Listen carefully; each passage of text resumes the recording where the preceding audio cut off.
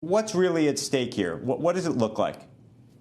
Well, what's really at stake is the economic revival of the New York City region and to a large extent, the national economy.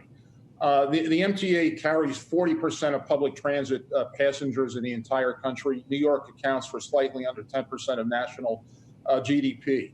If we don't get federal funding, and our ask is $12 billion over the next several years, our hand may be forced, and we may be forced to make service reductions on subways and buses of up to 40%, and on Long Island Railroad and Metro North, 50%.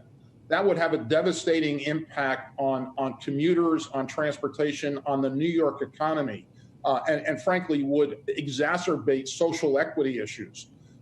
We carry, in an average day prior to the pandemic, about 7.5, 7.6 customers. We get half our revenue from our customers in fares and tolls, the remainder in a dedicated package of taxes and subsidies.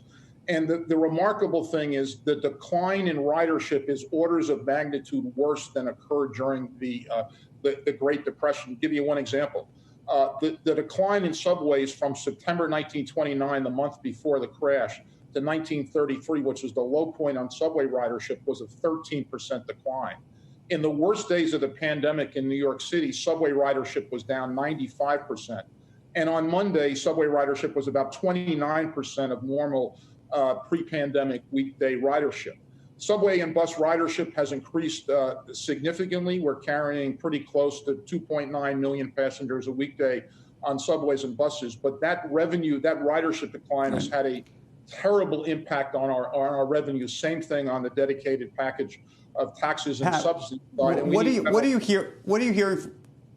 hearing from Washington in terms of what kind of federal help you may or may not be able to get right now?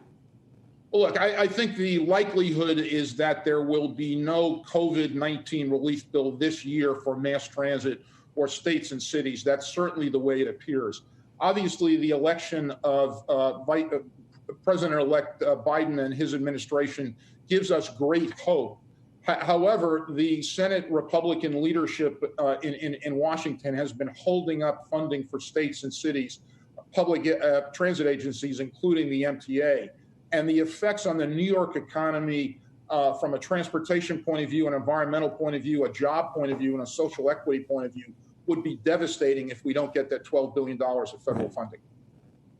Pat, let me ask you a question, because Sure. And this is the hard one. I very much appreciate the economic benefits of helping the subway system, especially during a pandemic and the crisis that it's in, and what kind of economic growth can come from it.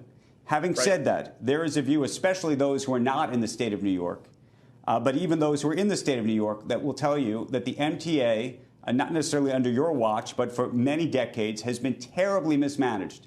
The amount of money that is misspent is notoriously so. And so there are going to be senators and congresspeople from around the country. They're going to say, why are we helping these people who have so mismanaged their system to this degree? Look, I think that's a legacy of the past. I will tell you that over the last several years, we've taken $2.8 billion of expense out of the MTA. In 2021, we will take an additional $1 billion out of the MTA's costs. From a construction point of view, which has also been a target of criticism over the years and decades, we are now delivering projects under Janno Lieber's leadership. We're delivering projects on time and on budget. That was true, for instance, with respect to the L train tunnel. That finished early. Third track is underway on the Long Island Railroad. That project will come in on time and on budget.